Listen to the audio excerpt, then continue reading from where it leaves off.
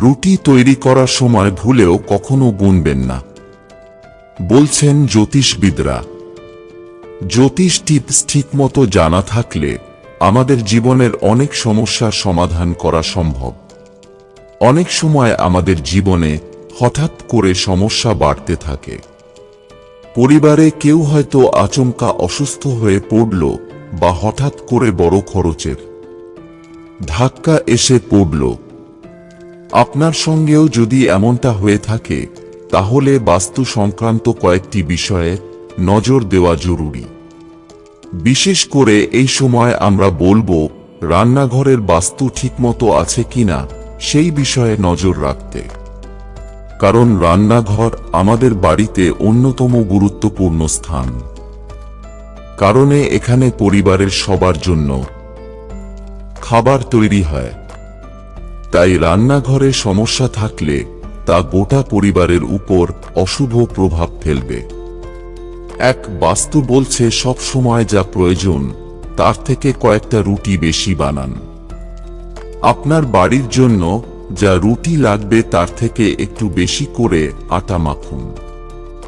রুটি বানানোর সময় খেয়াল রাখুন প্রথম রুটিটা গরু এবং শেষ রুটিটা কুকুরের জন্য বানানো শুভ।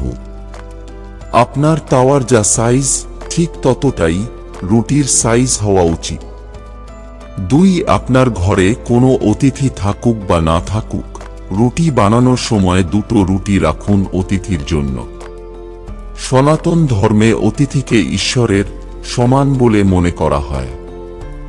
সেই কারণে আগেকার দিনে হঠাৎ করে অতিথি এসে পড়লে তার আতিথেয়তার জন্য 2টো রুটি অতিরিক্ত তৈরি করা হতো।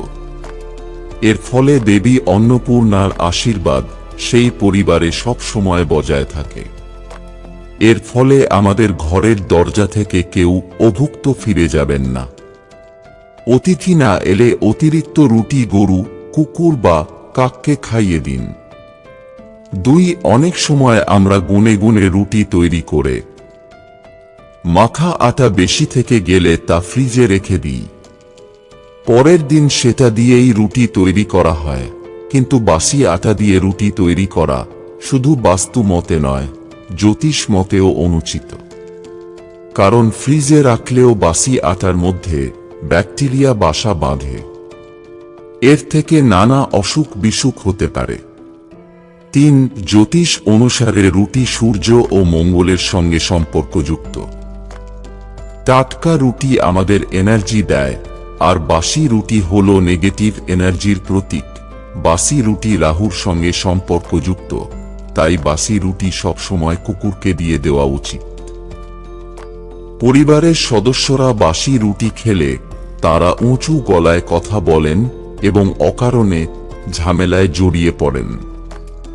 4. যদি হাজার চেষ্টা করেও সাফল্য না পান, তাহলে রুটির সঙ্গে চিনি মিশিয়ে ছোট ছোট টুকরো করে পিঁপড়েকে খাইয়ে দিন।